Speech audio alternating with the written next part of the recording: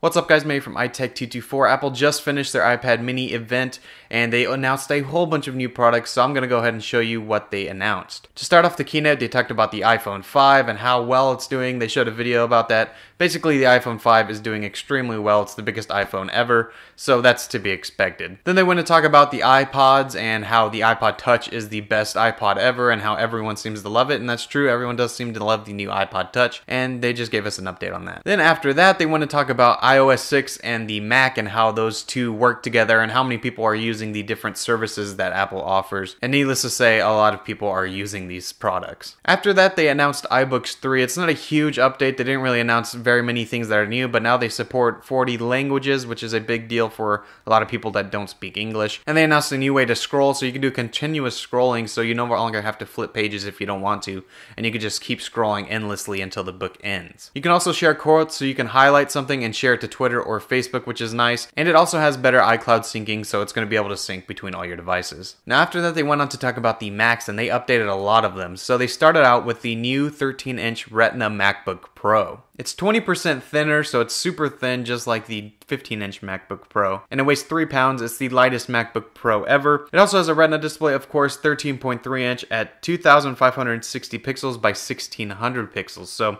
that's a very, very big resolution. It's about twice as much as 1080p. So you're really getting some great resolution out of the screen, especially for it being 13 inches. It also has stereo speakers, which should sound better according to them than the previous generation, which is awesome considering how much thinner the device is. Comes with standard 8GB of RAM, comes with the Ivy Bridge processors, the i5 and the i7 you can choose. It also has 7-hour battery life, which is great. It starts at $1699, so that's about $500 cheaper than the 15-inch Retina display, which is pretty good. That's not a bad price for this 13-inch Retina display MacBook Pro. And if you're looking to get one, they do start shipping today, so you can go ahead and order those. After that, they went on to talk about the Mac Mini. They basically just upgraded it to today's standard. So we have USB 3, we have the Ivy Bridge processors, we have a better storage, we can have flash in there if you want. Basically, it's just an upgrade to bring it up to standard. Starts shipping today as well, and it starts at $599. Now, the thing that stole the show for the Macs is the iMac. This thing is incredibly thin for how big it is. It comes in 21 and 27 inches with the same screen, so no Retina display here, which is a little bit of a disappointment, but I can only imagine how much a Retina display iMac would cost, so that's not that huge of a deal. We'll see it eventually, I'm sure. Basically, the screen is the same, but the way they made it is supposed to make it a lot crisper. It's supposed to make everything look a lot better, and it's supposed to be thinner. It should look better even though it's basically the same screen. Now, it is a tapered design, and on the edge, it is only 5mm thick. Now, that is just incredible. That is super thin for something this big.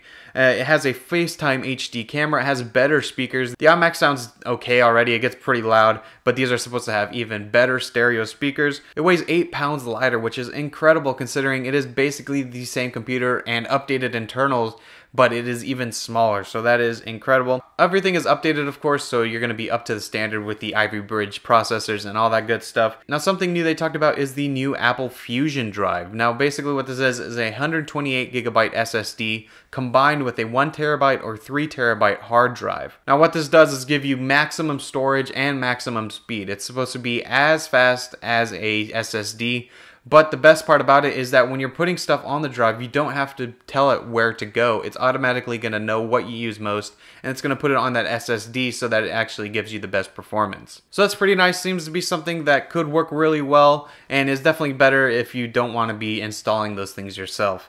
So it starts, the 21-inch starts at $1299 and it starts shipping in November, and the 27-inch starts at $1799 and starts shipping in December. So those are basically the same prices that we saw from the previous model iMac and are definitely good. I'm definitely going to try to get my hands on one of those because they look really, really nice. So after the Mac, they talked about their new iBooks author, and basically it's just updated to give the authors more control over their books, better ways to upgrade it, better ways to actually make books, and it looks to be really nice for education. After that, they went on to talk about the 4th generation iPad, basically the same as the 3rd generation, but now we have an A6X processor, which is double the performance of the A5X, which is going to be really nice because the iPad 3 is already really fast. We still have the same 10-hour battery, which is incredible considering how much faster and more powerful these devices are getting.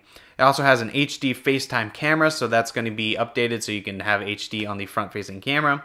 It also, of course, has LTE as the same as the previous model, 2 times faster Wi-Fi, everything is updated. We have the Lightning connector, of course. We have new Lightning adapters, so you're going to have Lightning to HDMI, VGA, SD, and USB, which is nice. Of course, it has the Retina display, and the fronts come in a black or white depending on what you want. And they start at the same price, so it's basically just an upgraded 3rd gen, but now we have some upgraded internals, so it's going to be up to standard for the coming months. Now, what everyone thought this was going to be about is the iPad mini, and I actually thought for a second they weren't going to announce one, but they did. They surprised us. They went ahead and turned around that 4th gen iPad, and behind it was the iPad mini. So this is a 7.9-inch screen iPad mini. No Retina display here, but it does have the same resolution as the iPad 2. And that resolution is 1024 by 768. So it's not Retina display, which kind of sucks, but I imagine that's the only reason they can keep the price this low.